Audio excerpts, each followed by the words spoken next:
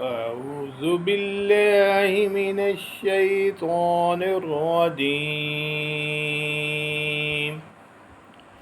بسم الله الرحمن الرحيم. سورة الرحمن. الرحمن علم القرآن. خلق الإنسان علمه البيان. الشمس والقمر بحسبان. والنجم والشجر يسجدان. والسماء رفعها ووضع الميزان ألا تطغوا في الميزان وأقيموا الوزن بالقسط ولا تخسروا الميزان والأرض وضعها للأنام فيها فاكهة والنخل ذات الأكمام والحب ذو العصف والريحان فبأي آلاء ربكما تكذبان خلق الإنسان من صلصال كالفخار وخلق الجن من مارج من نار فبأي آلاء ربكما تكذبان رب المشركين ورب المغربين فبأي آلاء ربكما تكذبان مرج البحرين يلتقيان بينهما برزخ لا يبغيان فبأي آلاء ربكما تكذبان يخرج منهما اللؤلؤ والمرجان فبأي آلاء ربكما تكذبان وله الجوار المنشآت في البحر كالأعلام فبأي آلاء ربكما تكذبان كل من عليها فان ويبقى وجه ربك ذو الجلال والإكرام فبأي آلاء ربكما تكذبان يسأله من في السماوات والأرض كل يوم هو في شأن فبأي آلاء ربكما تكذبان سنفرغ لكم أيها الثقلان فبأي آلاء ربكما تكذبان يا معشر الجن والإنس إن استطعتم أن تنفذوا من أقطار السماوات والأرض فانفذوا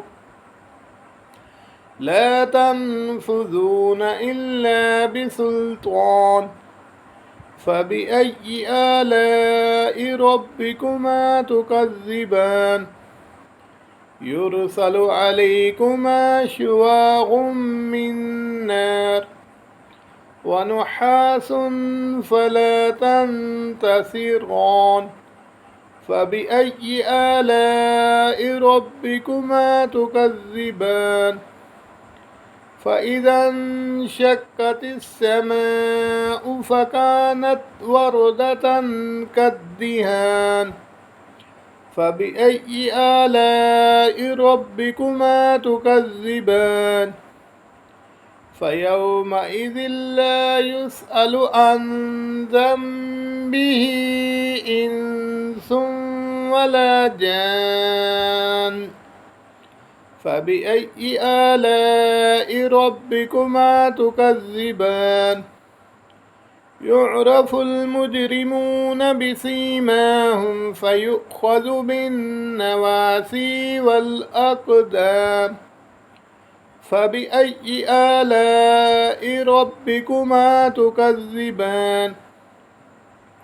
هذه جهنم التي يكذب بها المجرمون يطوفون بينها وبين حميم آن. فبأي آلاء ربكما تكذبان؟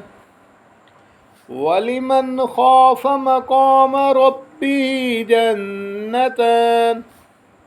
فبأي آلاء ربكما تكذبان؟ ذواتا أفنان. فبأي آلاء ربكما تكذبان؟ فيهما عينان تجريان. فبأي آلاء ربكما تكذبان؟